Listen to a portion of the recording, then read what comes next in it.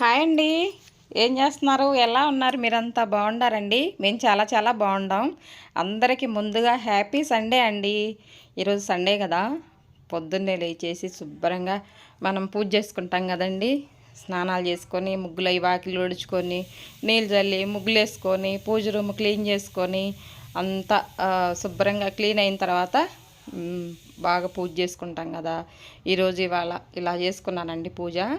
పొద్దుటే లెగిస్తే మనం 5:30 కల్లా లెగిస్తేనండి మనకి పనులు తొందరగా అయిపోయిద్ది అనమాట. అసలు ఎంత హ్యాపీగా ఉంటుందో, పని తొందరగా అయిద్దండి. పొద్దున్నే లెగిస్తే అసలు ఎంత పనైనా చేసుకోవచ్చు అనమాట. అలా ఎనర్జీగా ఉంటుంది మనం పొద్దుటే లెగిస్తే. ఇలాగ 5:30 కల్లా లెగవాలండి మనం. లెగిస్తే అంత బాగుంటుంది. ఇలా చేసుకున్నాను. ఈరోజు సండే కదండి, సింపుల్గా ద్రాక్ష పండ్లు ఉంటే ఆయా ద్రాక్ష పండ్లు, మామూలుగా బెల్లం కొంచెం వినాయకుడి దగ్గర పెట్టుకొని ఇలా పూజ చేసుకున్నానండి. ఇలాగ మొత్తం ఇలా పూజ చేసుకొని తర్వాత ఇంకా సండే కదండి, వంట మొదలు పెట్టాలి కదా. ఇది ఇలాగా ఎంత అసలు అటు వెళ్తా ఇటు వెళ్తా ఈ దేవుడి రూమ్ చూసుకుంటా ఉంటేనండి దీపాలు ఇంకా మనకి అసలు అక్కడ లేని ఎనర్జీ అనమాట. ఎంత పనైనా చేసుకోగలము అనిపించిద్ది అనమాట నాకైతే. ఇలాగ చూడండి ఆ దీపాల వెలుగులు ఎంత బాగుందో. అసలు అటు వెళ్తా ఇటు వెళ్తా చూసుకుంటా పని హడావుడిగా చేసుకోవటం అనమాట. అంత ఫాస్ట్గా పనులు అయిపోతూ ఉంటాయి మనకి. దేవుడి రూమ్లో దీపం వెలుగుతూ ఉంటే మనకి పూజ రూమ్లో అసలుకి మొత్తం పూజ అయిపోతే మనకి ఎంతో ఎనర్జీగా ఉంటుందన్నమాట. నాకైతే అలాగే ఉంటుందండి. ఫాస్ట్గా పనులన్నీ చేసేసుకుంటాను. చూసారుగా, ఇలాగనమాట. అంత లైట్ వేసి చూపించుతున్నాను చూడండి. తర్వాత దీపం అంతా వెలిగించిన తర్వాత నైవేద్యం పెట్టి హారతి ఇచ్చిన తర్వాత అండి ఇంకా పెద్ద లైట్ తీసేస్తాను. చక్కగా కనిపిస్తూ ఉంటుంది అన్నమాట. మనకి అటు వెళ్తా ఇటు వెళ్తూ ఉంటే హాయిగా ఉంటుందన్నమాట. తర్వాత బయటకు వచ్చిన తర్వాత అమ్మవారి దగ్గర, తులసి అమ్మవారి దగ్గర దీపం వెలిగించుకొని ఓ పువ్వు పెట్టేసి పంచదార నైవేద్యం పెట్టానండి. బయట కొంచెం గాలి కొడుతుందండి, ఎందుకో మరి నిన్నటి నుండి గాలి వస్తుంది. ఇంకా అలాగా గాలికి కొండెక్కకుండా గ్లాస్ ఉంటే గ్లాస్ పెట్టేశాను. ఇలాగండి చూసారుగా, పొద్దుటే మనకి పొద్దున్నే మాకు ఎండ బాగా వస్తుందండి.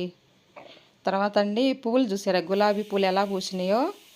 దానికండి చెట్లకి మనం నాన్ వెజ్ కడుగుతాం కదా, నాన్ వెజ్ కడిగిన నీళ్ళు కానీ బియ్యం నీళ్ళు కానీ అరటి పండ్లు ఎక్కువ మిగలు పండిపోతే అరటి పండ్లు కానీ మిక్సీలో వేసేసి చక్కగా ఆ వాటర్ ఇస్తూ ఉంటే చెట్లకి బాగా హెల్తీగా ఉంటే మంచి బాగా రెడ్గా ఎలా పూస్తుంది చూసారా. ఏ కలర్లో పువ్వులు ఉంటే ఆ కలర్లో బాగా పూస్తాయండి. చూశారు కదా, చెట్లు ఇట్లా మనం బాగా నీళ్ళు పోసుకొని వాటిని చూసుకుంటూ ఉంటే హెల్తీగా ఉంటాయండి. ఆ తర్వాత లోపలికి వచ్చేసి కాఫీకి అనమాట, నేను పొయ్యి మీద పెట్టేసి అటు ఇటు పోతా కదా, పాలు పొంగుతాయి అని చెప్పేసి పైన చెక్కది తెడ్డు లాంటిది ఉంటే పెడితేనండి పాలు పొంగవన్నమాట. నైటే శుభ్రంగా మనం క్లీన్ చేసుకుంటాం కదండి పొయ్యి బండ. నాకు నైటే క్లీన్ చేసుకోవటం అలవాటండి. పండుకోబోయేటప్పుడు చక్కగా పొయ్యి బండ అంతా క్లీన్ చేసుకొని పండుకుంటాను అనమాట. మనకి పొద్దున్నే లెగిసి చక్కగా పని చేసుకోవాలంటే కూడాను బాగుంటుంది. ఎక్కడెక్కడ పెట్టి పండుకున్నాం అనుకోండి పొద్దున్నే ఇసుకు పుట్టిద్ది, అసలు చేసుకోలేము. ఏదో అసలు మనకి బద్ధకం అనిపించిద్ది అనమాట. తర్వాత పాలు కాసేసి అమ్ములకు పోసేసి టమాటాలు కొంచెం చింతపండు పొయ్యి మీద పెట్టేసానండి. అది ఉడుకుతూ ఉండగానే ఆలుగడ్డను క్యారెట్ అనమాట. ఇవాళ సండే కదండి, మా వారు కూడా ఇంట్లో ఉన్నారు. ఆయన నాన్ వెజ్ తినరు అనమాట. ఆయన కోసం అని చెప్పేసి ఆలుగడ్డ అది క్యారెట్ ముక్కలు రెండు కలిపేసేసి వెజిటేబుల్ చక్కగా ఫ్రై చేస్తే బాగుంటుందండి. సిమ్లో పెట్టుకొని చేయాలన్నమాట. హెవీగా బాగా హైలో పెట్టి చేసామనుకో అవి గట్టిగా అయిపోతాయి ముక్కలు, బాగా డీప్ ఫ్రై లాగా. సిమ్లో పెట్టి చేసామనుకోండి బాగుంటాయి అన్నమాట ముక్కలు. మూత పెట్టి చేస్తే చక్కగా మనం ఉడకబెట్టిన ముక్కలు ఎట్లా ఎగురులాగేసుకుంటాం అలా వస్తాయి అన్నమాట. తర్వాత ఒక గిన్నె పెట్టుకొని ఆయిల్ వేసేసి దాంట్లో తాలింపు గింజలు, ఎండుమిరపకాయలు, పచ్చిమిరపకాయలు, ఉల్లిపాయలు ఇలా అన్నీ చక్కగా దంచి అది కట్ చేసేసుకొని బాగా ఎర్రగా వేగాలండి. వేగిన తర్వాత కొంచెం కరివేపాకు ఉంటే వేసాను. తర్వాత క్యారెట్ ముక్కలు, బంగాళదుంపల ముక్కలు అన్నీ సన్నగా తరుక్కొని ఇది ఇలా వేసాను అన్నమాట. బాగుంటుందండి. చూడటానికి బాగుంటుంది, హెల్త్కి కూడా మంచిది కదా. ఇది చక్కగా చపాతీల్లోకైనా, రోటీలోకైనా, మామూలుగా ఇది రైస్లోకైనా, దేంట్లోకైనా బాగుంటుందండి ఇట్లా ఫ్రై చేసుకుంటే. అలాగనమాట. కొంచెం ఇప్పుడే వేయొద్దండి, కొంచెం పసుపు వేసేసి కలిపేసి మూత పెట్టేసుకొని బాగా మూత పెట్టాలన్నమాట. ఫ్రై అయ్యిద్ది. తర్వాత లాస్ట్లో వేసుకోవాలి. ఇప్పుడే వేస్తే లేదా సాల్ట్ నీరు వచ్చేసి ముద్ద ముద్దగా అయ్యిద్ది.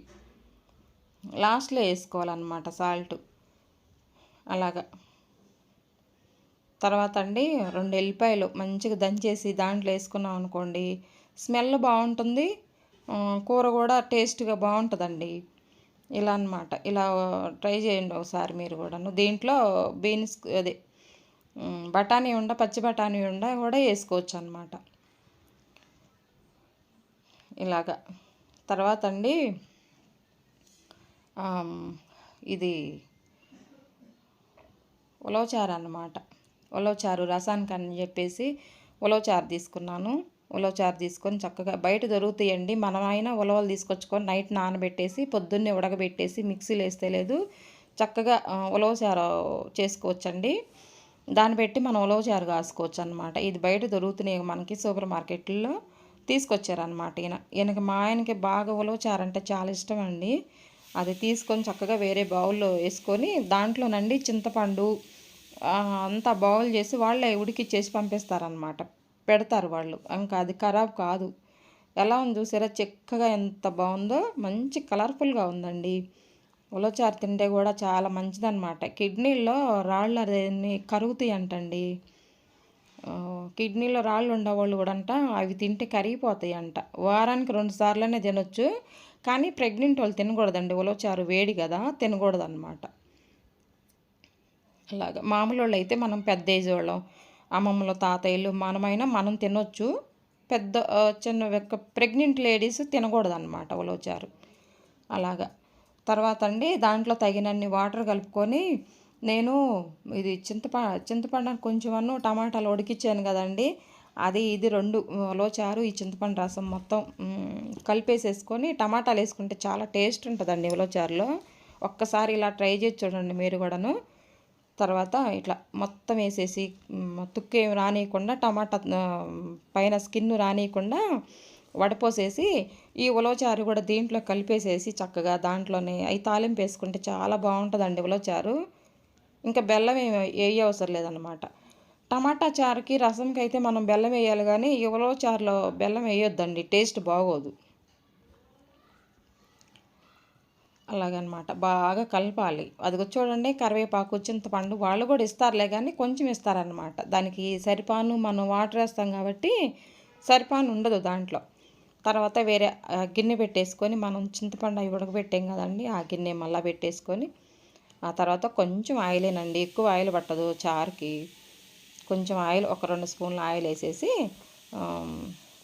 తాలింపు గింజలు అనమాట, జీలకర్ర ఆవాలు మీకు తెలుసు కదా, జీలకర్ర ఆవాలు ఎండుమిరపకాయలు చక్కగా వేసేసి తాలింపు వేసుకున్న తర్వాత, మాడనియొద్దండి, మాడితే బాగుండదు. పచ్చిమిరపకాయలు వేసుకోవాలి, బాగుంటుంది. చిట్టుపట్ట అన్నయ్య అనుకోండి, ఏదన్నా మూత పెట్టేసుకోండి, ఎందుకంటే ఎగురొచ్చి మీద పడతాయి మళ్ళీ పచ్చిమిరపకాయ ముక్కలు. తర్వాత 4 వెల్లుల్లిపాయలు అండి, వెల్లుల్లిపాయలు వేసుకుంటే చారులో బాగుంటుంది.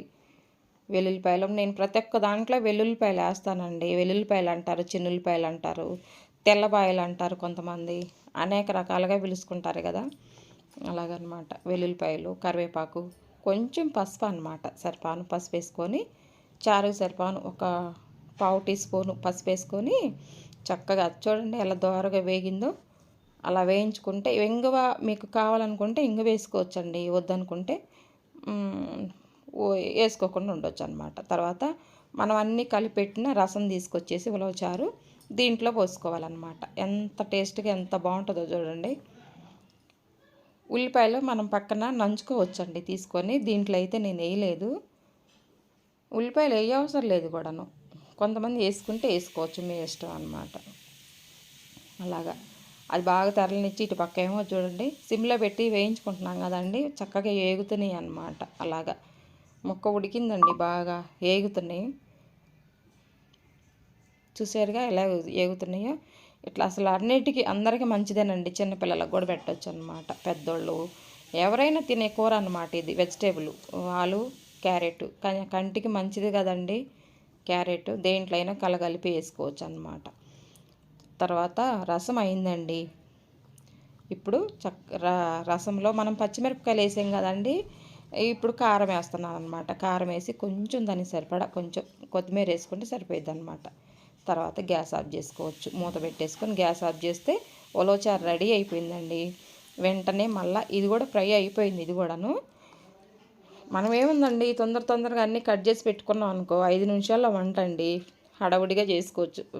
అంత కంగారు పడకుండా చేసుకోవచ్చు అనమాట ఫాస్ట్గా. పొద్దున్నే కట్టె పొంగల్ చేశానండి. కట్టె పొంగల్ చేసి దాంట్లో పల్లీ చట్నీ అనమాట.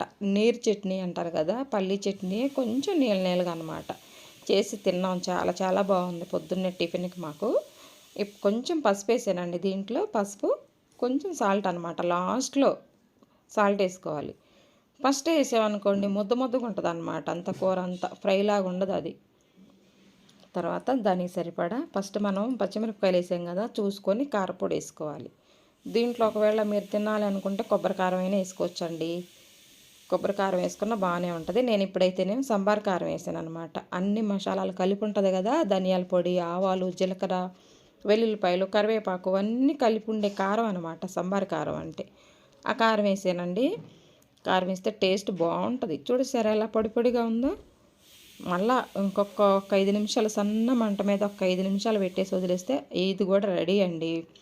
ఉలవచారు ఆలు క్యారెట్ ఫ్రై అనమాట. ఎంత బాగుంటుందో అసలు. 2 కాంబినేషన్లో తింటే సూపర్ అండి. అలాగా ఇది కూడా అయిపోయిందండి. చూసారు ఎలా ఉందో.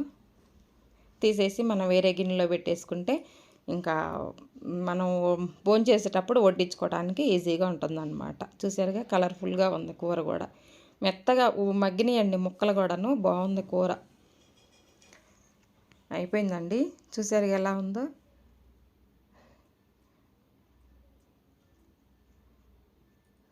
ఇటు పక్క ఉలవచారు, అటు పక్కేమో ఆలు క్యారెట్ ఫ్రై అన్నమాట.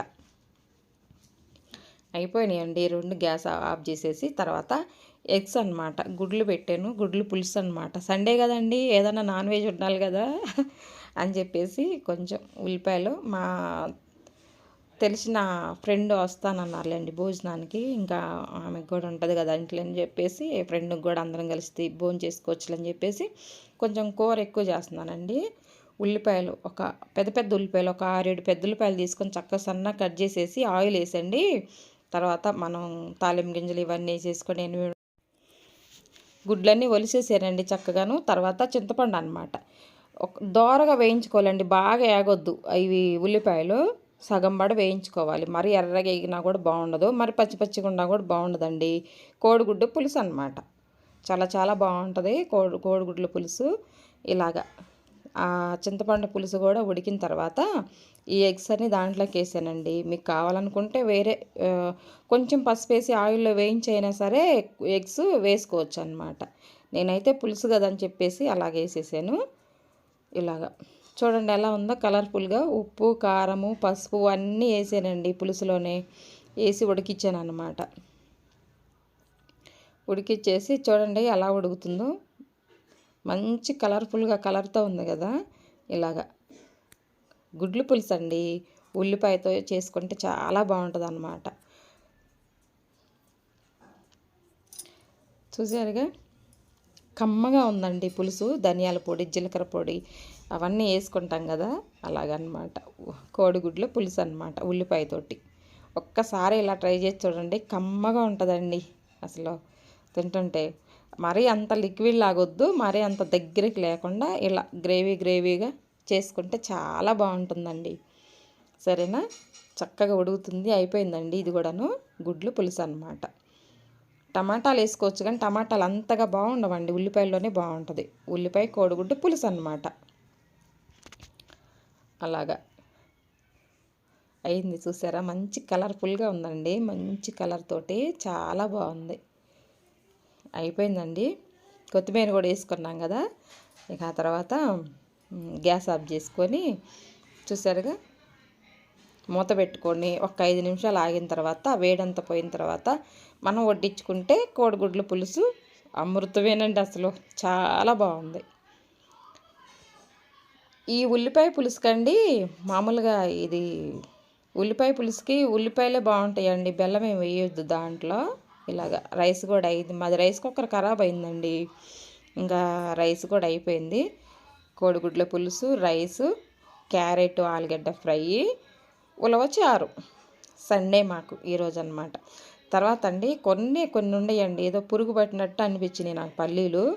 వేయించేసాను అనమాట, వేయించి పొట్టు తీసి అక్కడ పెట్టుకున్నాను. అవి 3/4 కేజీ ఉన్నాయండి. తర్వాత 1/2 కేజీ మీద కొంచెం బెల్లం ఎక్కువ తీసేసుకొని అవి కరగబెట్టేసుకున్న తర్వాత పాకం పట్టాను అనమాట. పప్పు చెక్కకి పాకం పట్టేసుకొని అది చూడండి గట్టిగా రావాలండి.